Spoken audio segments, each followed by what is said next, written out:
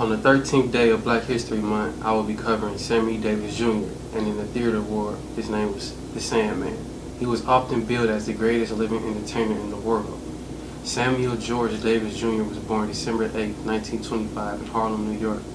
He was known as someone who can do it all: sing, dance, play instruments, and even act. At the age of 3, Davis began his career in vaudeville with his father, Will Maston, as the Will Maston Trio, which toured nationally. A short stint in the Army opened his eyes to the evils of racism. A slight-framed man, he was often beaten by bigger white soldiers and given the dirtiest, most dangerous assignments by white officers because of his darker pigment. After military services, Davis returned to the trio. Davis became an overnight sensation following a nightclub performance in West Hollywood after the 1951 Academy Awards. And in 1959, Davis became a member of the Rat Pack, led by his friend Frank Sinatra, which included fellow performers Dean Martin, Joey Bishop, Peter Langford, and a brother-in-law, John F. Kennedy.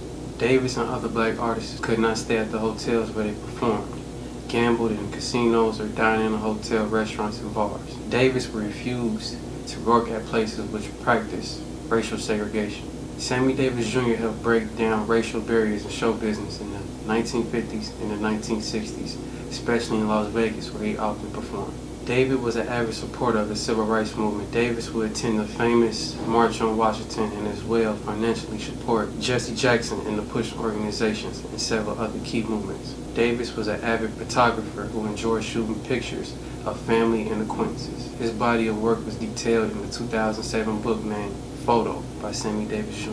His political affiliations also was represented in his images of Robert Kennedy, Jackie Kennedy, and Martin Luther King Jr.